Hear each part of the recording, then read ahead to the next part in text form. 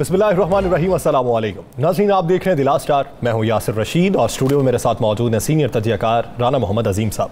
नाज़रीन, पाकिस्तानी सियासत में इस वक्त एक बाज़गश्त है बड़ी गिरफ्तारी के हवाले से, दूसरी बाज़गश्त है जान को ख़तरे के हवाले से, तीसरी तरफ मौजूदा हुकूमत जो ये कह रही है कि अगर आपने फिर से ऐलान किया लॉन्ग मार्च का तो आपके लिए बुरा होगा। जब तक साबिक़ वज़ीर आज़म इमरान खान ज़मानत पर हैं तब तक वो महफूज हैं, जो ही ज़मानत ख़त्म होगी तो उन्हें जो सिक्योरिटी दी गई है वही सिक्योरिटी उन्हें गिरफ्तार भी कर लेगी। पाकिस्तान तहरीक इंसाफ की कोर कमेटी का आज इजलास हुआ और कोर कमेटी के इजलास में आइंदा की हिकमत अमली भी बयान की गई। साबिक़ वज़ीर दाखिला शेख रशीद ने मीडिया से गुफ्तगू करते हुए कहा कि अगर मौजूदा हुकूमत जो है ये ऐलान करती है गिरफ्तारी की तो ये सबसे बड़ी बेवकूफ़ी होगी। उनका ये कहना था कि मैं पार्टी का हिस्सा तो नहीं हूँ, लेकिन ये मोहब्बत है इमरान खान साहब की कि वो पार्टी की कोर कमेटी के इजलास में भी मुझे बुला लेते हैं।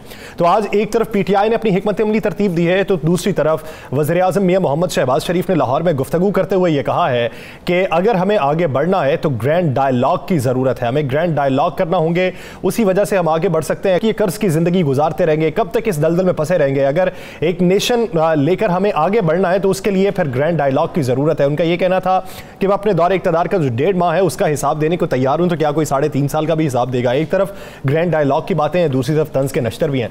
तो वज़ीर आज़म ने आज गुफ्तगू क्या की है उसका कुछ हिस्सा मुलाहिज़ा कीजिए, फिर गुफ्तगू आगे बढ़ाते। We must have grand dialogue, हमें ग्रैंड डायलॉग करना होगा, बातचीत करनी होगी। तमाम जो स्टेक होल्डर्स हैं मिलकर अगर हमने इस पाकिस्तान को आगे चलाना है, तो ग्रैंड डायलॉग की ज़रूरत है। राना साहब, सबसे पहले बात का आगाज़ कर लेते हैं बाबर अवान साहब के खदशे के हवाले से। उन्होंने जो साबिक़ वज़ीर आज़म की जान को ख़तरे का इजहार किया है, इसमें कितनी सदाकत है? अगर सदाकत है तो साबिक़ वज़ीर आज़म जो पेशावर में बैठे हुए थे, फिर किन निकात की बुनियाद पर उन्होंने पिंडी इस्लामाबाद आने का फ़ैसला कर लिया, बनीगाला में पहुँच के वहाँ पर बड़ी बैठक से जाली? बिस्मिल्लाहिर्रहमानिर्रहीम, अस्सलातु वस्सलामु अलैका या सय्यदी या रसूल अल्लाह, अस्सलातु वस्सलामु अलैका या सय्यदी या हबीब। लेकिन यासर, हमने हमेशा वो ख़बर ब्रेक की है जो किसी के पास नहीं। आपने 2 सवाल किए कि इमरान खान की जान को ख़तरा है, खदशात हैं, दूसरा गिरफ्तारी, और तीसरा आपने कहा कि फिर बनी गाला क्यों है। बनी गाला नहीं थे तो हर दूसरा सहाफ़ी ये कहता था, हर सियासतदान कहता था इमरान खान भाग गए, वो बनी गाला में नहीं है। जबकि मेरे तो कुछ इतने समझदार दोस्तों को यह इल्म नहीं है कि इमरान खान ने जिस वक़्त इस्लामाबाद धरना ख़त्म करने का जब ऐलान किया था कि धरना नहीं होगा और 6 दिन की मोहलत दी थी, उसके बाद खान साहब सीधा बनी गाला ही गए थे। वो कहते रहे पेशावर गए नहीं। 3 घंटे बनी गाला में रहने के बाद अपनी एक हिकमत अमली के तहत वो पेशावर गए। पेशावर में उन्होंने अपने, हमेशा हर शख्स ना अपनी हिकमत अमली के तहत काम करता। पेशावर में उन्होंने जलसे किए, जुलूस किए, उन्होंने अपनी हिकमत अमली की तैयार की। उन्होंने बाकायदा वहाँ पे खैबर पख्तूनख्वा के अंदर उन्होंने अपनी लॉबिंग और अपनी बहुत कुछ ऐसी अहम मीटिंगें की जिसका ज़िक्र किसी मीडिया में नहीं है। ये मैं आपको मुसद्दक़ का बात कह रहा हूँ, अहम तरीन मीटिंगें की। उसके बाद खान साहब आगे बनी गाला। बनी गाला उनका आना ज़रूरी था, इसलिए ज़रूरी था कि बनी गाला ही उनका घर है। बनी गाला में बैठ के उन्होंने पाकिस्तान की सियासत को करना है। खान साहब आइंदा आने वाले दिनों में कराची भी जा रहे हैं, खान साहब पंजाब का टूर भी कर रहे हैं, खान साहब बलोचिस्तान भी जा रहे हैं, मैं आपको बता रहा हूँ। अब खान साहब के हवाले से जो ख़तरा था कि ये जो कल बाबर अवान साहब ने एक ट्वीट किया और एक वीडियो बयान जारी किया कि खान साहब की जान को ख़तरा है, अगले 48-72 घंटे बड़े इस हवाले से बड़े अहम है, बड़े ना, ये बिल्कुल दुरुस्त बात है। यस, 1 नहीं, 2 नहीं, 3 नहीं, 4 नहीं, 7 रिपोर्ट्स ऐसी हैं, 7 रिपोर्ट्स जिसमें कहा गया कि कुछ गैर मुल्की कुव्वतें भी पाकिस्तान के अंदर सियासी इख्तलाफात, पाकिस्तान के अंदर सियासी मुखालफत, पाकिस्तान के अंदर सियासी रसाकशी, सियासी शिद्दत के इख्तलाफात का फ़ायदा उठाना चाहते हैं। राना साहब, ये रिपोर्ट्स किनकी हैं जी? रिपोर्ट्स किसकी जानिब से? हुकूमती अदारों की। सही, हुकूमती अदारों की, मैं आपको कह रहा हूँ। यानी इसका मतलब इसी के पेश नज़र सिक्योरिटी बढ़ाएगी? जी बिल्कुल, सिक्योरिटी बढ़ाएगी। उसके बाद सुनने में आया है, सुनने में ये बात आई है कि इमरान खान की बनी गाला आमद से पहले बनी गाला की पहाड़ियों पे कुछ ऐसे मशकूक अफराद की सरगर्मियाँ देखी गई जो इससे पहले वहाँ नहीं थे। सुनने में तो ये भी आया कि कोई ऐसा सिस्टम भी होने जा रहा था कि इमरान खान के साथ इमरान खान जो है उसके घर के अंदर कोई ऐसा सिस्टम कर दिया जाए कि उसके खाने में उसकी किसी और चीज़ में कोई ऐसी चीज़ मिला दी जाए जिससे इमरान खान की जान को नुकसान हो जाए, जो जानी नुकसान हो जाए। ये सारी चीज़ें आ रही थी पिछले दिनों, जिसका एक किसी शख्स ने, किसी मारूफ एंकर ने जिक्र भी किया था। ऐसा खान साहब ने खुद भी किया था। अब ये सारी चीज़ें चाह रही थी। खान साहब की जान को आज के दिन भी ख़तरा है या सर? आपको पता है खान साहब ने जो अपना वीडियो बयान रिकॉर्ड करवाया हुआ है उसमें इन तमाम खदशात का जिक्र किया हुआ है। और आपको मैं एक और ख़बर दे दूं, बड़ी ख़बर दे दूं, एक और वीडियो रिकॉर्डिंग हो चुकी है और ये वीडियो रिकॉर्डिंग खान साहब के करीबी दोस्त ने की है, जिसमें उसने भी इन खदशात का इजहार किया कि खान साहब के इर्द गिर्द ये सब कुछ हो रहा है और ये सब कुछ हो सकता है। आपको पता है कि जो सरकारी खान साहब को सिक्योरिटी दी गई है, उस सारी सरकारी सिक्योरिटी जो है उसमें एक शख्स पर भी खान साहब की टीम एतबार नहीं कर रही। पता है आपको? एक खदशा तो यह भी था कि कोई सरकारी मुलाजम जो है उसकी जगह किसी को इस्तेमाल किया जा सकता है, कोई इस्तेमाल हो सकता है, कोई ऐसा मामला जो है वो सामने लाया जा सकता है। खान साहब की अब टोटल सिक्योरिटी सरकारी सिक्योरिटी के अलावा प्राइवेट सिक्योरिटी है जो वहाँ पे उन्होंने देख रही है, जो चेक कर रहे हैं। ये 100% दुरुस्त है कि इमरान खान साहब की जान को ख़तरा है और आइंदा 48 घंटे नहीं, मैं आपको ये भी बता दूँ, आइंदा एक हफ़्ता जो है इस मामले में बड़ा अहम है, बड़ा अहम तरीन है। एक हफ़्ता यानी 10 से 11 जून तक इमरान खान की जान को शदीद ख़तरात लाहक हैं। जहाँ तक बात है ना, ये जो बात हमारे वज़ीर दाखिला साहब ने की कि इमरान खान की जिस दिन ज़मानत ख़त्म होगी उसी दिन पकड़ लिया जाएगा। पहले तो ये देखना होगा जिस दिन उनकी ज़मानत ख़त्म होगी उस दिन मुल्क के हालात क्या होंगे। पहले तो ये देखना होगा कि उस वक़्त खान साहब की पोजीशन क्या होगी। ये तो देखना होगा कि उस वक़्त तक मामला किस नहज पे पहुंच जाते हैं। उस वक़्त तक क्या ये हालात होंगे कि कोई उन्हें गिरफ़्तार कर सके, या उस वक़्त तक ये हालात होंगे कि जो उन्हें गिरफ़्तार करवाना चाहते हैं वो उस पोजीशन में हों। या सर जो मैं बात कह रहा हूँ उसको समझने की कोशिश कीजिएगा। देखिए, खान साहब के ख़िलाफ़ प्रोपेगेंडा मुहिम शुरू की गई है। पूरी कोशिश की गई कि इमरान खान के ख़िलाफ़ करप्शन के सबूत ढूंढे जाएँ। मुझे एक ज़िम्मेदार शख्स ने कहा जी हमने कोशिश करके इंतहा कर लिया है, इमरान खान के ख़िलाफ़ हमें एक भी करप्शन का सबूत नहीं मिला। हाँ, उनके इर्द गिर्द लोगों के ख़िलाफ़ हमें कुछ सबूत मिले। तो कहते हैं कि हीरों के ज़रिए मनी लॉन्ड्रिंग करते रहे। अच्छा, मुझे एक बड़ी मज़ेदार चीज़ है। एक आदमी चोर है मान लें, क्यों नहीं गिरफ़्तार करते? उनको जिसने चीज़ दी उसको भी क्यों नहीं पकड़ते? ऑडियो वीडियो से रिकॉर्डिंग है, ऑडियो वीडियो पब्लिसिटी करना, ऑडियो वीडियो सामने लेकर आना, ये तो अरसा दराज से चल रहा। मुझे तो लगता है पाकिस्तान की सियासत में अब सबसे अहम रोल ऑडियो और वीडियो का रह गया, यही रह गया, और कोई रोल नहीं है। भाई पाकिस्तान के अदारे कहाँ गए? एंटी करप्शन कहाँ गई? FIA कहाँ गई? नैब कहाँ गई? ये अदारे कहाँ हैं? क्यों नहीं पकड़ते? अगर एक किसी ने नाजायज़ काम करवाया कुछ दे के, पहले तो उस नाजायज़ काम को बंद करे ना। या सर बंद करना चाहिए ना। फिर आप कहते हैं कि जी तैनातियाँ सारी जो है पैसे दे के करवाई हैं। फिर जिस शख्स ने पैसे दिए हैं पहले तो उसको उसकी सीट से उतारे ना। जो पैसे दे के लगा वो पैसे कमाने के लिए लगा, ऐसे लगा होगा ना। ऐसे ही है। पहले तो उनको उतारें, फिर उनसे एफिडेविट लें, उनसे लिखवाएं। आप सरकार हैं भाई, उनसे लिखवाएं कि मैंने 25 करोड़ 5 करोड़ 10 करोड़ फलां शख्स को दिया है, मैंने इतने पैसे फलां शख्स को दिए हैं, मैंने इतने पैसे फलां शख्स को दिए हैं। फिर तो मज़ा आता है। अगर आप ऐसा नहीं, अगर कोई सबूत नहीं है तो फिर अवाम की तवज्जो महंगाई से हटाने के लिए, अवाम की तवज्जो उस डूबती मुआशियत जो है उससे हटाने के लिए, अवाम की तवज्जो लोड शेडिंग से हटाने के लिए रोज़ाना आप आ जाते हैं, कभी हुकूमत के देव कभी अपोजिशन, और आप क्या अपना एक मंजन भेजना शुरू कर देते हैं। या सर ये चीज़ नहीं। एक चीज़ आप जहन में रखें या सर, आपको मैं 2-3 चीज़ें बड़ी क्लियर बता दूँ। एक तो मैं आपको बड़ा क्लियर कर दूँ, 2 गैर मुल्की कुव्वतें भी ऐसी हैं जो चाहती हैं इमरान खान को नुकसान पहुँचे। 2 गैर मुल्की कुव्वतें, जिस पर एक हमारे हमसाया मुल्क की खुफिया एजेंसी, जो पाकिस्तान के अंदर दूसरे तीसरे जो लोग हैं कालादम तंजीमों के, उनको इस्तेमाल करना चाहते हैं। या सर ये मैं आपको वसूख से कह रहा हूँ, मैं बिल्कुल आपको वसूख से कह रहा हूँ। इदारों के पास भी एयरपोर्ट मौजूद है, और एक एजेंसी जो है वो इसराइल की है, वो भी इस काम पे लगी हुई है। और कुछ हमारे मुल्क के हुक्मरान भी बड़े मेहरबान हैं। कुछ वज़रा जो है वो जोश ख़ताबत में ऐसे ऐसे बयान दे जाते हैं, ऐसी ऐसी गुफ्तगू कर जाते हैं कि उसके बाद लगता है कि अगर उन्होंने कुछ नहीं भी करना तो उन पर जाना है।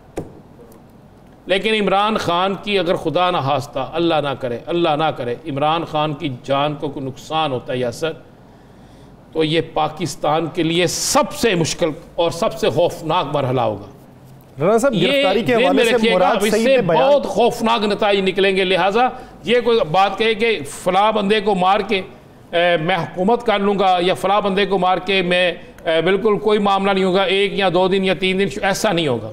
इमरान खान की गिरफ्तारी, मुराद सईद साहब ने वो हिकमत अमली क्या बयान की? उन्होंने ये कहा कि अगर गिरफ्तारी करते हैं तो फिर आग लगेगी। उन्होंने राहत इंदौरी साहब का वो शेर भी पढ़ा कि लगेगी आग तो आएंगे घर कई जद में, यहाँ पे हमारा मकान थोड़ी है। तो ये क्या बात है कि अगर गिरफ्तारी की कोशिश की जाती है तो उसके बाद का मंजरनामा क्या देखते हैं? बात यह है कि आप गिरफ्तार करें, पहली बात बड़ी सिंपल सी है। इस बात का पाकिस्तान की अदालतों को भी पता है, इस बात का पाकिस्तान के इदारों को भी पता है, इस बात का पाकिस्तान की हुकूमत को भी पता है कि इमरान ख़ान पे जो आपने मुकदमा दर्ज किए हैं उनमें से एक मुकदमा भी जो है वो सच्चा नहीं है। अब मुझे एक बात बताएं, लाहौर में लाठी चार्ज होता है, लाहौर में पथराव होता है, आप FIR में इमरान खान का नाम दे देते हैं। इमरान खान पेशावर में बैठे हैं, अटकवे को वाक़या इमरान खान का नाम दे देते हैं। इमरान खान जो है वो पेशावर से चल रहे हैं तो D चौक में कोई वाक़या है, आप इमरान खान का नाम दे देते हैं। कितने मुकदमात में इमरान खान साहब नामजद? मुझे तो पता लगा कि शायद कोई ऐसा मुकदमा हो जिसमें वो ना नामजद हो। मेरे ख्याल से शायद 25 हैं तकरीबन। मैं कह रहा हूँ कि शायद कोई ऐसा मुकदमा हो जिसमें वो नामजद हो। वो क्या, वो एक जिन था जो 1 मिनट से पहले यहाँ फिर यहाँ क्या था यासर साहब? ये तो किसी से खौफजदा होने के बाद ये सब कुछ किया जाता है। ये सबको पता है ये मुकदमा झूठे हैं। अब आप अगर इमरान खान को आप पकड़ते किसी करप्शन में तो वो कहते ठीक है। साबका अदवार के जो साबिक वज़ीर आज़म पकड़े गए थे उन्हें करप्शन पे नाअहली पे निकाला गया था, फैसला अदालतों ने दिया था। या सर, यहाँ तो आप खान साहब के ख़िलाफ़ किसी अदालत से कोई ऐसा फ़ैसला ले हैं कि जिस पे साबित हो कि वो वाकई मुजरिम हैं, वो बाकी सारा कुछ है, तो भाई आप उनको पकड़ लें। इन हालात में मैं आपको फिर कह रहा हूँ, अगर आप इमरान खान को गिरफ्तार करते हैं तो ये बात दुरुस्त है, हालात इतने बेकाबू हो जाएंगे कि आपके लगे हुए कंटेनर, आपकी पुलिस की लाठी चार्ज, आपकी आंसू गैस की शेलिंग, ये सब कुछ बेकार हो जाएगा। इमरान खान का रद्दअमल पाकिस्तान से बाहर से भी आएगा और बड़ा शदीद रद्दअमल आएगा। वो इस मुल्क के साबिक वज़ीर आज़म हैं, वो एक स्टार हैं, उनकी इस वक्त भी फॉलोअर्स कितने हैं ये आप भी जानते हैं, मैं भी जानता हूँ। भाई पकड़ना है किसी करप्शन में पकड़ो, पकड़ना है किसी उस जुर्म में पकड़ो जो जुर्म बनता है। जो जुर्म बनता है 25 मुकदमे आपने दे दिए। सूरत हाल काफ़ी ख़राब हो सकती है। राना साहब आगे बढ़ते हैं। ये पाकिस्तान तहरीक इंसाफ के जो मुनहरिफ अरकान पंजाब असम्बली थे जो नाअहल हो गए, वो जब पाकिस्तान तहरीक इंसाफ का दौरे हुकूमत था, कुछ की वापसी हुई, वो या फ़याज़ुल हसन चौहान साहब वापसी, फ़याज़ुल हसन चौहान साहब ने कुछ लोगों को मनाया, नज़ीर चौहान साहब उनमें एक हैं। नज़ीर चौहान साहब ने उस वक्त जो गुफ्तगू की थी वो तो अपने नाज़रीन को सुनवाएंगे, लेकिन आज उन्होंने पाकिस्तान मुस्लिम लीग नून की टिकट पे अपने कागजात जमा करवा दिए हैं। तो नज़ीर चौहान साहब की ज़रा वो गुफ्तगू मुलाहिज़ा करते हैं जो 1 साल पहले उन्होंने फ़याज़ुल हसन चौहान के जी 1 साल पहले फ़याज़ुल हसन चौहान साहब 1 साल से कम अर्सा हुआ है, कम अर्सा है, लेकिन वो आप 1 साल उसे ले ही लेना, 1 साल यानी माजी करीब ले लें, माजी करीब में उनका क्या कहना था वो ज़रा मुलाहिज़ा कर लेते। अपनी पार्टी के साथ पहले भी मुखलिस था, आज भी मुखलिस हूँ और हमेशा ही मुखलिस रहूँगा। मेरा एक ही लीडर है, उसका नाम वज़ीर आज़म पाकिस्तान इमरान खान है और वो मेरा लीडर कल भी था, आज भी है और हमेशा रहेगा। मेरा जहांगीर खान तरीन के ग्रुप से कोई तल्लक नहीं है। मैं ये समझता हूँ कि जहांगीर खान तरीन ने मुझे बरमला इस्तेमाल किया, उनको शर्म आनी चाहिए थी कि जिन्होंने मेरा हाल तक ना पूछा। ना तो मैंने जहांगीर खान तरीन को अपना कोई लीडर माना था और ना वो लीडर होने के काबिल है। राना साहब 9 माह 29 दिन है जी, 9 माह 29 दिन पहले का ये बयान है और आज वो उन्होंने कागजात नामजदगी जमा करवाने के बाद जो बयान दिया उनके मुताबिक तो लीडर तो इस वक्त पाकिस्तान के अंदर सिर्फ मियां नवाज शरीफ साहब हैं और वो वही लीडर हैं उनके। देखिए मेरे बड़े अच्छे दोस्त हैं चौहान साहब, नज़ीर चौहान साहब बड़े अच्छे दोस्त हैं। हाँ जी, आपके दोनों चौहान साहब अच्छे, दोनों अच्छे। नज़ीर चौहान साहब बड़े अच्छे दोस्त हैं और मेरा एक बड़ा अच्छा वक्त उनके साथ गुजरा है और मिलते भी रहते हैं, मिलेंगे भी। देखिए उन्होंने एक बात तो दुरुस्त की ना, उन्होंने कहा मेरा लीडर वज़ीर आज़म है। इमरान खान काट दे आगे से, लेकिन वक्त का जो भी वज़ीर आज़म होगा वो उनका लीडर होगा। ठीक है, उन्होंने आधा सच बोला आधा झूठ बोला। राना साहब आप देख आप ये देखिए, अशरफ अंसारी साहब के साथ ताल्लुकात अपने अच्छे हैं, यानी बातचीत बहुत अच्छी रही उनके साथ। वो जब तब बात करते थे, वो उन्होंने कितने बड़े इल्ज़ामात लगाए पाकिस्तान मुस्लिम लीग नून के ऊपर, तो वो उस वक्त ये लगता था कि शायद सारी कश्तियां जला दी हैं, वापसी का रास्ता ख़त्म है, पीटीआई टिकट दे ना दे, ये इनफरादी तौर पे खड़े होंगे और वो अपनी कोशिश करेंगे जीतें या हारें। लेकिन वो उनकी वापसी और फिर वो ये कहना कि यही इस वक्त मुल्क कौम की बेहतरी का सोच रहे हैं, तो उस पर हैरत ज़दा था मैं। तो आज नज़ीर चौहान साहब को सुन के तो वैसे ही मैं कौमें हो सकते, जितनी महंगी हैं ज़मीर उतने ही सस्ते हैं, खुदाया तेरी बस्ती में ये कैसे लोग बसते हैं। किसकी बात कर रहे हैं अब इन सियासत? आज आपके ज़ौक़ पे मेरी तरफ से ये दाद है वैसे। मुझे होता है ना कि कितने सियासतदानों के हम इनको वोट देंगे? या कौम नहीं जानती, सोशल मीडिया पे नहीं चलता? पहले इन्होंने कहा कि इमरान खान बड़े गलत आदमी हैं और मेरा लीडर हमारे ही टीवी चैनल पे कहा, हमारे प्रोग्राम में कहा जहांगीर तरीन है। उसके बाद इन्होंने एक हुकूमती शख्स पे इल्ज़ाम लगाया, फिर माफ़ी मांगी, फिर उन्होंने कहा जहांगीर तरीन हमारा लीडर नहीं है, फिर चले गए। वो तो इस काबिल भी नहीं है, ये तक कह दिए कि इस काबिल भी नहीं है। अब आगे उनका क्या है? इनका मुझे एक बताएं, जब पाकिस्तान के अंदर सियासत के मैदानों में आने वाले वो लोग होंगे कि जिनका दीन ईमान एक सिर्फ इक्तदार हो, जिनका दीन ईमान सिर्फ ये हो कि मुझे किस सियासी जमात से टिकट मिलनी है, जिनका दीन ईमान ये हो कि मैंने इलेक्शन जीतने के लिए किस वक्त अपने ज़मीर को, किस वक्त अपनी ज़ुबान को, किस वक्त अपनी पार्टी को, किस वक्त अपनी अना को, सबको कुर्बान करना है, तो फिर क्या बनेगा? क्या बनेगा? फिर यही बनेगा ना। फिर इसी तरह महंगाई होगी, फिर इसी तरह लूट मार का बाजार गर्म होगा, फिर इसी तरह ज़मीरों के सौदे होंगे, फिर इसी तरह माएँ अपने बच्चों को चौंकों में खड़े होकर बेचेंगी, फिर इसी तरह चोरी डाके सब कुछ होंगे, क्योंकि हमारे लीडर वो होंगे जो ज़मीर फरोश होंगे। हमारे लीडर वो होंगे जो अपनी अनाओं की खातर, अपनी अनाओं को भी कुर्बान कर देंगे, अवाम की खातर नहीं, अपने इक़्तिदार की खातर ज़मीर को बेच देंगे अपने इक़्तिदार की खातर। तो यही होगा ना, फिर यासर ऐसा ही होगा।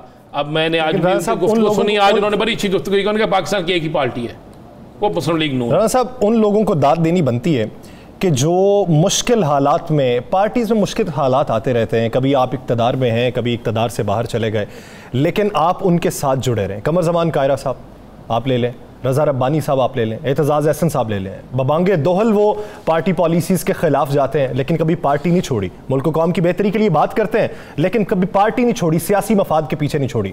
पाकिस्तान मुस्लिम लीग नून में भी कैसर अहमद शेख साहब ले लें, पार्टी के अंदर मौजूद है, अभी भी पार्टी को वो बात करते हैं कि ये मुल्क कौम की बेहतरी के फैसले नहीं कर रहे। आप सबको छोड़ दे, मियाँ शहबाज शरीफ सो आप इख्तलाफ कर सकते हैं, उनको कितनी ऑफर्स नहीं होंगी। मियाँ शहबाज शरीफ ने मियाँ नवाज शरीफ वो एक ऐसा दौर के जब, और आज वो मियाँ नवाज शरीफ को अपने बाप का दर्जा देते हैं। आज भी जेन्युइन बात मैं आपको कह, नहीं छोड़ा उन्होंने, हर मुश्किल तरीन हालात के बावजूद, लालच के बावजूद नहीं छोड़ा। ऐसे लोग भी हैं, हम कदर करते हैं उनकी, लेकिन ये जो ज़मीर फरोश लोग हैं, ये जो बिक गए हैं एकदम, कब तक हमारी सियासत में? मैं तो समझता हूँ कि मेरी तो ख्वाहिश क्या, बल्कि होना चाहिए था कि तमाम सहाफ़ियों, एंकर पर्सन को इस पर बात करनी चाहिए थी, ताकि हम अपनी आज़ादाना सहाफ़त के ज़रिए कम अज़ कम मुआशरे के अंदर ऐसे लोगों का एहतसाब तो कराएं ना, ऐसे लोगों को बेनकाब तो करें ना, ऐसे लोग जो हैं उनको तो सामने लेकर आए ना, कि जो अपने ज़मीर को बेच देते हैं, जो अपना ज़मीर बेच देते हैं, वो आपका मेरे ज़मीर का सौदा कितनी जल्दी करते होंगे, वो अवाम का सौदा कितनी जल्दी करते होंगे, ये तो आप देखें ना। और फिर आफरीन है इन सियासी जमातों पर कि कल तक आप उन्हें बुरा कहते हैं, फिर आज टिकट देते हुए आप 1 मिनट लगाते हैं। पुराना दौर अगर हो, अब आप 40-50 साल पहले ले जाएं, जब मीडिया भी नहीं था, जब अखबारात की शह सुर्खियों के ऊपर इस तरह के बड़े बड़े बयानात नहीं आते थे, यानी MNA MPA का बयान ना आया हो, किसी मिनिस्टर का बयान आ गया। अब तो वो दौर है कि आपका कारकुन आपकी वीडियो बना के अपने मोबाइल में सेव रखता है, तो ये कैसे आपके जहन से निकल जाता है, कैसे आपकी अखलाकी जो सतह है वो मान जाती है कि आप इस तरह एक बयान दें और फिर अगले दिन उससे मुकर भी जाए? इसलिए कि हमें पूछने वाला कोई नहीं है। हम ये समझते हैं कि हम जिनसे वोट लेने जा रहे हैं वो भेड़ और बकरियां हैं। हम ये समझते हैं कि जो हमें वोट दे रहे हैं उन्होंने हमसे नहीं पूछना, ना वो हमारा एहतसाब कर सकते हैं, ना वो हमसे पूछ सकते हैं। हम उनको इंसान समझते ही नहीं, हम उनको भेड़ बकरियों से भी बुरा समझते हैं कि जो कहेंगे कर लेंगे, बल्कि जो एक लफ्ज़ है ना बेकारी समझते हैं कि ये बेकारी हैं, इनके आगे पैसे फेंकेंगे, ये पैसे लेंगे, पैसे लेकर हमें वोट दे देंगे। तो हम उस इलेक्शन को जीत जाएंगे। वो ये समझते हैं और यही उनकी एक आदत है कि यही करते हैं। अब तो आवाम को, चाहे वो तहरीक इंसाफ के में शामिल होने वाला नून लीग से आने वाला हो, चाहे नून लीग में तहरीक इंसाफ से आने वाला हो, उन सबका एहतसाब करना चाहिए, चाहे पीपल्स पार्टी में हो। इसलिए एहतसाब करना चाहिए कि आप आवाम को धोखा दे रहे हैं, आप आवाम के जज्बात को मजरू कर रहे हैं, आप आवाम का दिया हुआ मैंडेट जो है उसे बेच देते हैं। अगर आवाम में इतनी आगाही और शऊर बेदार हो जाए तो फिर आवाम कसम पुरसी की ज़िंदगी से भी निकल आएगी और आवाम ये गिले आए रोज़ जो अपने सियासतदानों से करते हैं उससे भी जान छूट जाएगी जब आपका इंतखाब सही होगा और आपका इंतखाब मेरिट की बुनियाद पर होगा। इसी सियासी मंजरामे में मजीद भी बात करेंगे, लेकिन ब्रेक के बाद वापस आएंगे। गुफ्तगू को यहीं से कंटिन्यू करते हैं। नाज़रीन कहीं नहीं जाइएगा, स्टे विद अस।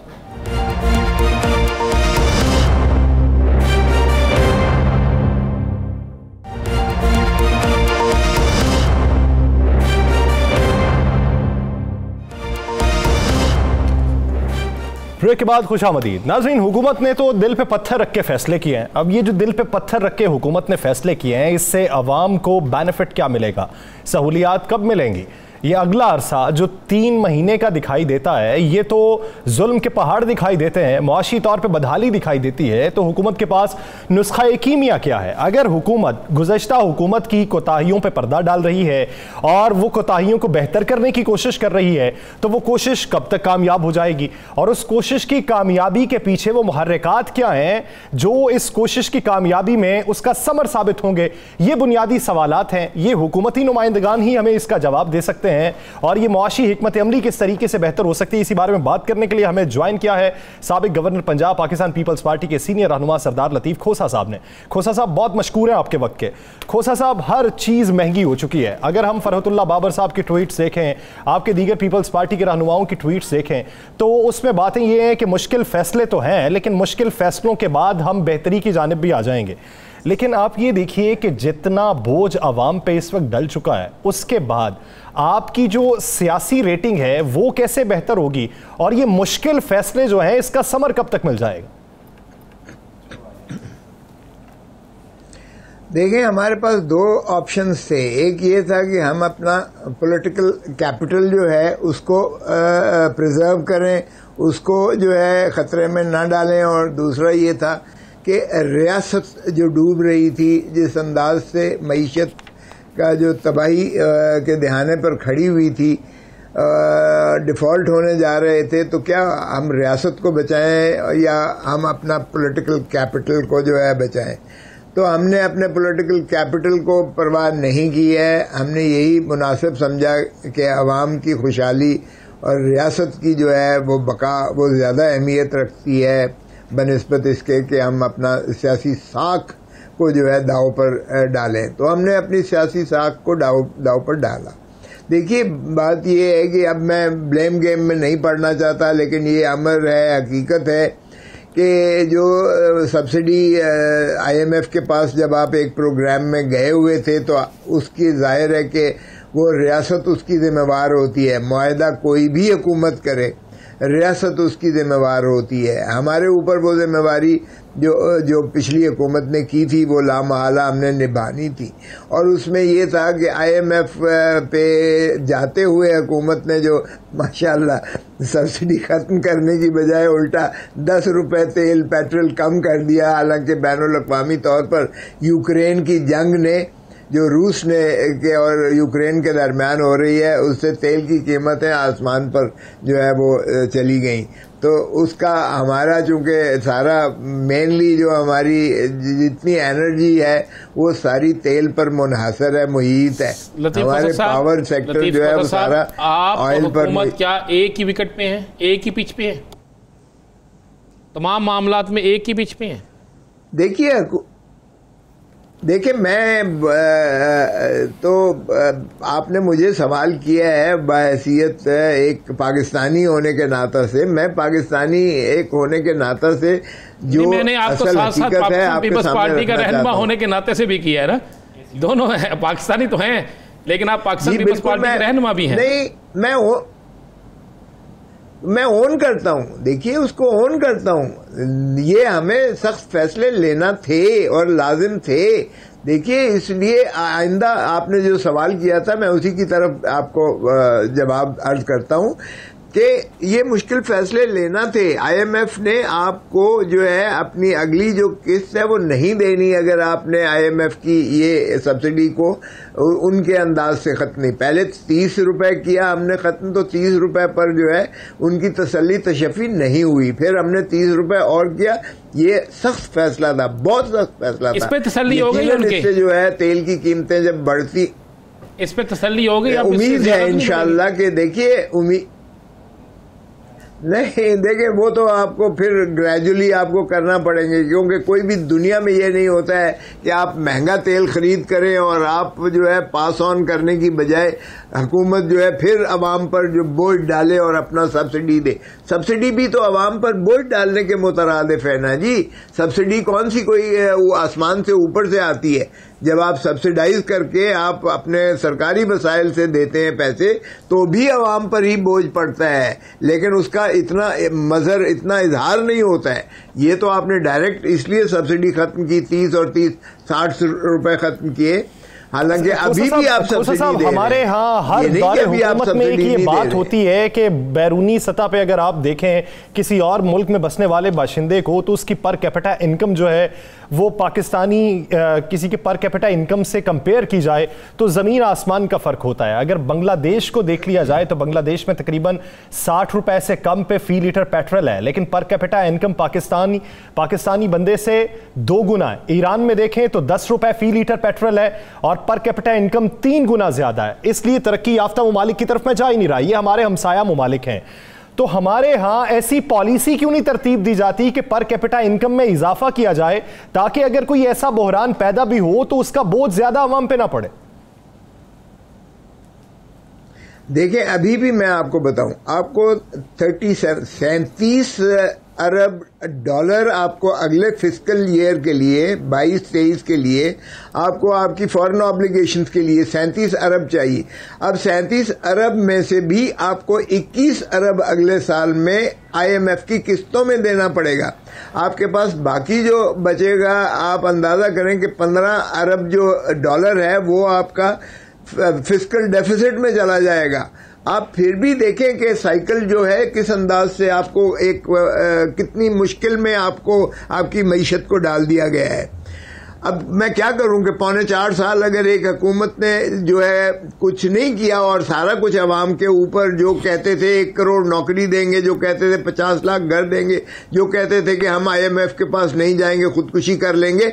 अरे बाबा, खुदा ना कुछ कर लिया होता और ताकि पाकिस्तान खुद कफील होता। आपकी जो है एग्रीकल्चर, यही सवाल हम आपसे पूछना चाह रहे हैं। आप के दावे थे, इस जमात के दावे थे बेरोज़गारी ख़त्म करेंगे, हम महंगाई मार्च आप लोगों ने किया। आपने आते ही 50 दिनों में वो काम कर दिया कि जो वो 3.5 साल में या 4 साल में नहीं कर सके। वो महंगाई ख़त्म नहीं कर सके, आपने महंगाई से लोगों को ख़त्म करना शुरू कर दिया। तो आप कब अपने वादों पर अमल करेंगे? देखें, जब ये आईएमएफ की हमें ट्रांशी चाहिए, आईएमएफ का इंशाल्लाह इसी महीने के अंदर जो है आईएमएफ से हो जाएगा। अगर हमें 2 बिलियन आईएमएफ से मिलते हैं तो कुछ सिचुएशन हमारी ईज आउट होती है। फिर हमारा जो है खुसा साहब कथा कलामी के लिए माजरत, 2 बिलियन तो अभी मिल जाएंगे। मुकम्मल तौर पे कितना आईएमएफ से पैकेज मिलेगा पाकिस्तान को? वो तो 6 अरब के सारा है, वो जो पिछली हुकूमत कर चुकी है। 6 बिलियन डॉलर्स की आप बात कर रहे हैं। आप 6 बिलियन डॉलर्स के ऊपर आपने जो पेट्रोल की कीमत है 60 रुपए बढ़ा दी, अभी मजीद बढ़ानी है। बिजली की कीमत भी बढ़ा दी, गैस की कीमत भी बढ़ रही है, सब्सिडी को खत्म कर रहे हैं, टैरिफ में इजाफा कर रहे हैं। इसके निस्बत आपने चाइना से 2 अरब 40 करोड़ डॉलर्स इमदाद मांगी है 1% शराय सूद के ऊपर। तो सर, अगर किसी मुल्क के साथ आपका ताल्लुक ठीक होता तो ये 6 अरब डॉलर आप दूसरे ममालिक से भी तो ले सकते थे। आईएमएफ की ये शराइत तो भुगतना ना पड़ती। देखें, जो हमारी फॉरेन पॉलिसी का पिछली हुकूमत बेड़ा गर्क करके रख गई है, हमें आइसोलेशन में डाल गई है। अब हम उसको जो है मोहतरम हमारे चेयरमैन बिलावल भुट्टो जरदारी साहब इसीलिए कलेक्टिविज्म में जा रहे हैं, ग्लोबलाइजेशन में जा रहे हैं, बार बार वो दौरे कर रहे हैं, इसलिए ताकि उस आइसोलेशन से हमें, जिसमें धकेल दिया है पिछली हुकूमत ने, हम उससे बाहर निकलें। अब हमारी फॉरेन पॉलिसी बदकिस्मती से देखिएगा, ना हमारा सऊदी अरब से ताल्लुकात को उन्होंने ठीक रखने दिया, ना हमारा यूएई से रखने दिया, ना चाइना से रखने दिया, ना अमेरिका से रखने दिया। अच्छा, अगर रूस के तरफ गए भी हैं, आपने झुकाव किया भी है, तो खुदारा कर आते ना कुछ 30% बार बार कहते कहते आप नहीं थकते हैं कि जी तेल हमें वो कम दे रहे थे, गंदम कम दे रहे थे, इस पे तो करते ना कुछ ले लेते ना, वो भी तो आपने ये कुछ बता ना दें किया। साहब, हम इस मुश्किल से, ये कौम इस मुश्किल से कितने अरसे में निकल आएगी? ये इंशाअल्लाह आप देखेंगे। एक तो देखिए ना, आते सारी वो कहते हैं ना, सर मुंडाते ही ओले पड़ने वाली बात है। एक तो आईएमएफ के पास आपने जाना था और आईएमएफ की पहली शर्त थी कि सब्सिडी को खत्म करें। नहीं, वो हो गया, सारा मान लिया। मैं कह रहा हूँ कितना अरसा लगेगा साहब, कितना अरसा लगेगा ये इस कौम को रिलीफ मिलने में, कितना अरसा लगेगा? ये इंशाल्लाह by the end of this year आप देखेंगे कि ये इंशाल्लाह ईज आउट हो जाएंगी। अच्छा, एक सवाल का और जवाब फरहतुल्लाह बाबर साहब का आपने ताज़ा ट्वीट देखा होगा, नजर से गुजरा आपका? जी देखा है। तो उसमें तो आपके हुकूमत के साथ बड़े इख्तलाफात नजर आ रहे हैं, उस पर क्या कहेंगे? उसमें तो वाज़ेह उन्होंने सब कुछ ट्वीट पे लिख दिया। देखें, हर एक के देखें, एनालिटिकली एनालिसिस करना कुछ, मैं अब ऑप्टिमिस्टिक हूं, मैं पेसिमिस्टिक नहीं हूं, मैं मायूसी फैलाओ मुहिम की तरफ नहीं यकीन रखता। मैं हर चीज को समझता हूं कि उसका अच्छा पहलू देखना चाहिए और बेहतरी की तरफ जो है गामजन होना चाहिए, और कौम को जो है हमें मायूसी की दलदल में मजीद धकेलना नहीं चाहिए। उनकी जरा ज्यादा रियलिस्टिक बात करते हैं, लेकिन बात यह है कि हर आदमी अपना पाकिस्तान के लिए एक दर्द रखता है, एक दुख रखता है, और हमारी तो बार बार ख्वाहिश ये है कि आइए सारे मिलकर बैठें और मिसाके मईशत करें। देखिए, पहली हुकूमतों ने बदकिस्मती से कर्जे लेकर खुशियां करनी शुरू कर देते हैं, बगलें झांकना शुरू कर देते हैं कि जी कर्जा मिल गया। कर्जा कोई सोल्यूशन नहीं है इस मुल्क का, इसलिए कर्जे से जान छुड़वानी चाहिए। सभी से यही सुना कि कर्जा सोल्यूशन नहीं है, लेकिन सभी को ये काम करते भी देखा है। खोसा साहब, एक आखिरी सवाल, हमारे फॉरेन मिनिस्टर साहब वतन वापस कब आएंगे? हम बहुत सी बातें उनके मुंह से सुनने वाली हैं। तर्जुमान दफ्तर खारजा हर एक बयान तो जारी कर नहीं सकते। ये जो अफगानिस्तान में डायलॉग्स हो रहे हैं या बैनुल अक़वामी सतह पे खारजा पॉलिसी जो हमारी तब्दील हो रही है, ये उन्हीं के मुंह से सुनना है, तो उनकी वापसी फिर कब तक मुतवक्किल है? अनकरीब आएंगे इंशाल्लाह। देखिए देखें, आते सारी आपने अमेरिका से अपने ताल्लुकात ठीक करने थे, चाइना के साथ आपने ताल्लुकात ठीक करने थे, सीपैक को आपने जो है कंटिन्यूअस फ्लो देना था, क्योंकि सीपैक फ्यूचर है पाकिस्तान का, उसको स्टॉल किया गया बड़े बुरी तरीके से, उसको हमने रेस्टोर करना था। मिडिल ईस्ट के साथ हमारा डेवस गए, वो तशरीफ लेकर गए। अब इंशाल्लाह आप देखेंगे कि हमने अपने सारे हमसायों के साथ भी ताल्लुकात ठीक करने हैं, और अफगानिस्तान का तो हमारे लिए बहुत ही क्रूशियल है, क्योंकि अफगानिस्तान का आफ्टर मैथ हमेशा पाकिस्तान ही पर होता है। और तहरीक तालिबान ये जो है बदकिस्मती से, उससे तो हमारा बहुत ज्यादा नुकसान पहले भी हुआ है। हमें टीटीपी से भी जो है इस तरह से करना है कि हमारी पाकिस्तान की सिक्योरिटी हो, अफगान जो है सरजमीन वो पाकिस्तान के खिलाफ इस्तेमाल ना हो, और वज़ीर ख़ारजा जल्दी वापस आ जाएंगे, और बैनुल अक़वामी सतह पे खारजा पॉलिसी को भी बेहतर किया जा रहा है, और उसके साथ साथ हुकूमत के अवाइल में कुछ मुश्किल फैसले हैं जिसका समर जो है इस साल के आखिर में मिलेगा। बहुत शुक्रिया सरदार लतीफ़ खोसा साहब इस हवाले से देने के लिए। नाज़रीन, इसी सियासी मंजरनामे में मजीद भी बात करेंगे, एक शॉर्ट ब्रेक के बाद कहीं नहीं जाएगा। Stay with us.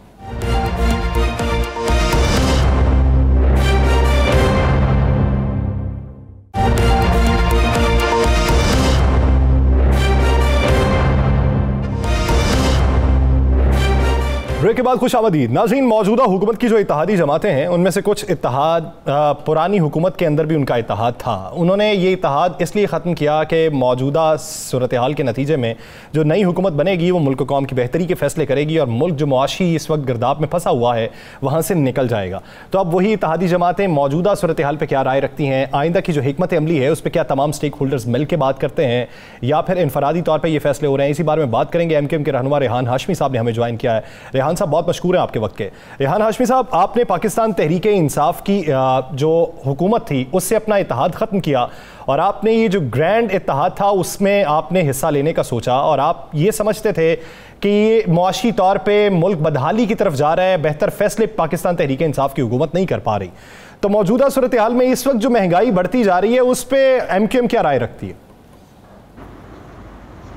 अब बिस्मिल्लाहिर्रहमानिर्रहीम, देखें, PTI के दोस्तों के साथ हमारा जो कोलिजन था वो मशरूत था, और वो कई नुकात थे कि जिन नुकात की फुलफिलमेंट होनी थी उनके ऊपर अमल दरामद होना था, और जिसमें सर फहरिस्त कराची पैकेज, कराची अपलिफ्टिंग के मामला थे, रीसेंसिस के इशूज़ थे, यूनिवर्सिटीज़ के क़याम के मामला थे, अर्बन सिंध के साथ जो नाइंसाफ़ियाँ रवा की गई उस नाइंसाफ़ियों को ख़त्म करने के मामला थे, MQM के लीगल दफातर खोलने के मामला हो, या हमारे मिसिंग पर्सनस के इशूज़ हों और इस तरह के दीगर इशू। बदकिस्मती से तकरीबन तमाम ही इशूज़ के ऊपर MQM के शदीद तहफ़्फ़ुज़ात रहे, और फिर सितम बालाए सितम ये रहा कि PTI ने अपनी खुद अक्सरियत जो कि कायम थी अपने ही मेंबरान के ज़रिए वो कायम रखने में नाकाम हुई।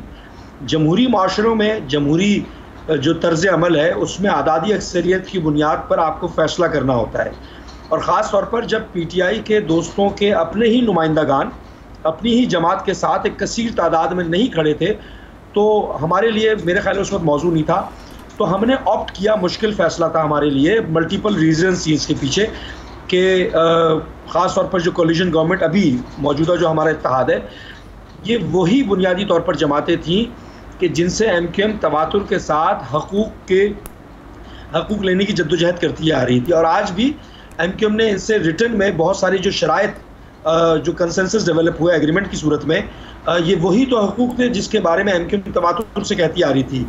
रेहान हाशमी साहब, आपके दो अहम तरीन मसले थे, दफातर खोलना और जो आपके लापता अफराद हैं उनकी वापसी, क्या इन दोनों में से कोई एक मसला हल हुआ? देखिए, पीपल्स पार्टी के दोस्तों के साथ हमारी गुफ्तगू शनीद जारी है। लोकल गवर्नमेंट हमारा एक इम्पॉर्टेंट इशू था, लोकल गवर्नमेंट के ऊपर कुछ प्रोग्रेस हुई है, और मेरी मालूमात के मुताबिक हमारे जो लीगल दफातर थे उनको खोलने के हवाले से भी कुछ प्रोग्रेस हुई है। इकनॉमिक क्राइसिस अभी जो मौजूदा MQM का वाज़ेह मौक़िफ़ है, MQM ये समझती है कि ये जो इन्फ्लेशन का बम है, ख़ास तौर पर पेट्रोलियम प्रोडक्ट्स की हाइक जो प्राइस में हुई है उसकी वजह से एक आम आदमी मुतासिर होगा। रियासत तो किसी हद तक सस्टेन कर जाएगी, दिवालिया होने से बच सकती है, लेकिन इसके ऊपर जो दूसरा इम्पैक्ट आ रहा है वो शदीद तरीन वो आम लोगों के ऊपर आ रहा है। तो इसी बुनियाद के ऊपर MQM ने अपना ऑफिशियल स्टेटमेंट भी जारी किया, बातचीत भी की, और रेहान हाशमी साहब, पार्टी भी सस्टेन कर जाती है, पार्टी को भी कोई मसला नहीं होता, पार्टी पे मुश्किल हालात आते हैं फिर वो सस्टेन कर जाती है, फिर से उसका रिवाइवल हो जाता है। आप क्या समझते हैं कि अगर यही मुआशी हालात इसी तरह रहे तो MQM क्या आपने सिर्फ मफादात देखेगी जो मशरूत तौर पे आपने इनके साथ इत्तेहाद का फैसला किया था, या इन मामलात पे भी खुल के बोलेगी? देखिए, MQM के जो मशरूत मफादात हैं, जिसको आप मफादात कह रहे हैं, वो बुनियादी तौर पर मफादात क्या हैं? वो यूनिवर्सिटीज़ का क़याम है आम लोगों के लिए, मिसिंग पर्सनस के मामलात हैं, सियासी बंदिशों का शिकार MQM को इक्वल ग्राउंड देना है, लोकल बॉडीज़ हैं, यही तो हमारे मफादात हैं बुनियादी तौर पर, ये आवाम से रिलेटेड हैं। तो आवाम से रिलेटेड अगर ये तमाम मफादात हैं तो आवाम से रिलेटेड इन्फ्लेशन भी है, और इसकी बुनियाद पर फैसल सजवारी भाई ने बहुत ही वाज़ेह मौक़िफ़ दिया है कि कोई पॉलिसी मुरतब की जाए कि जिसमें कम आमदनी वाला तबका इस पेट्रोलियम प्राइस की हाइक से महफूज रह सके। ख़ास तौर पर जो मास ट्रांसपोर्ट सर्विसेज हैं उसकी प्राइस को सब्सिडाइज़ किया जाए। दूसरा, मोटरसाइकिल या दीगर जो छोटी गाड़ियाँ इस्तेमाल करने वाले अफराद हैं उनको सब्सिडाइज़ किया जाए, उनकी फ्यूलिंग को सब्सिडाइज रेट्स के ऊपर दिया जाए, कोई ना कोई तरीक़ाकार मुरतब किया जाए। दूसरा, ये भी हम समझते हैं कि ये जो तवातुर के साथ इकनॉमिक क्राइसिस आते रहे, और ख़ास तौर पर पेट्रोलियम प्राइस को जो हुकूमत ने सब्सिडाइज़ किया माजी में, वो हुकूमत के ऊपर या रियासत के ऊपर एक बोझ बन कर के तारी हो गया। तो मेरा ख्याल है कि जो फेडरल गवर्नमेंट है उसको फ़ैसला तो करना था, लेकिन अब फ़ैसला अगर इसके ऊपर करें, जिस तरह अभी हमने एक और बात कही थी कि जो अफसरशाही है, जो मराहतें हैं, जो वज़रा की मराहतें हैं, उसको रिड्यूस किया जाए, उसके ऊपर भी कट किया जाए। जो एक आम आदमी सह रहा है तो जो वुज़रा हैं, जो अफसर शाही है, वो क्यों ना सहे उन तमाम चीज़ों को जो एक आम आदमी सह रहा है। रेहान हाशमी साहब, एमकेएम की एक बड़ी अच्छी चीज़ रही है कि आपने हर दौर में अपनी आवाम की बात सुनी है, राया की बात सुनी है। जो आपके कराची के, सिंध के या पाकिस्तान के लोगों ने कहा है कि हम पे ये मुश्किल वक्त आया तो एमकेएम खड़ी हो गई है। तो इस दफ़ा एमकेएम की तरफ से आवाज़ नहीं आ रही। इस तरह लगता है या आपको दोबारा किसी ने आपकी आवाज़ को दबा दिया है, या आप मजबूर हैं, या आपको अभी बोलने की इजाज़त नहीं है। कब तक आप कब तक अब मज़ीद टाइम देंगे कि ये महंगाई ख़त्म हो और इतना टाइम हमारे पास होना, इसके बाद हम फलाह करेंगे? देखिए, ये तो माजी का हिस्सा रहा कि एमक्यूएम की आवाज़ को दबाने की कोशिश की जाती रही। जो हमारे मिसिंग पर्सनस हैं वो किस बात की अक्कासी करते हैं, हमारे लीगल दफातर बंद होना वो क्या सियासी इंतकाम की निशानदही नहीं करते, क्या पॉलिटिकल विक्टिमाइजेशन का शिकार एमक्यूएम 2-3 दिहाइयों से मुस्तकिल नहीं रही माँ सिवाय मुशर्रफ दौर के। तो एमक्यूएम तो विक्टिमाइज होती रही है, लेकिन इसका मतलब ये नहीं है कि हम किसी की डिक्टेशन पर चल रहे हैं। हाँ, रियासत के मफादात से टकराव हम नहीं चाहते किसी भी सूरत में।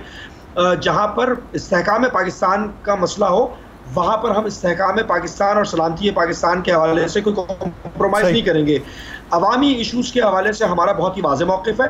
एमक्यूएम ने अपना स्टेटमेंट दे दिया है, और मेरा ख्याल है कि स्टेटमेंट ना सिर्फ दिया है बल्कि हमारी गुफ्तगू शुनीद भी हुई है, डिलाइब्रेशंस भी हुई हैं वफाक के नुमाइंदों से, और इसमें बिल्कुल वाज़ेह तौर पर हमने ये बात कही है कि जो पेट्रोल का बम गिराया गया है इसके ऊपर नजर सानी की जाए, यानी महंगाई के ऊपर नजरसानी की जाए। ज़रूरत इस अमर की है कि तमाम स्टेक होल्डर्स मिल के बात करें और एक बेहतर निकाला जाए। बहुत शुक्रिया रेहान हाशमी साहब इस हवाले से अपना वक्त देने के लिए। राना साहब, प्रोग्राम का वक्त ख़त्म होने वाला है, उससे पहले खबर के लॉन्ग मार्च के हवाले से हम डिस्कस नहीं कर सके। लॉन्ग मार्च की हतमी तारीख का ऐलान कब तक मुतवक्के है? चलें, मैं आपको एक बड़ी खबर जाते जाते दे दूँ।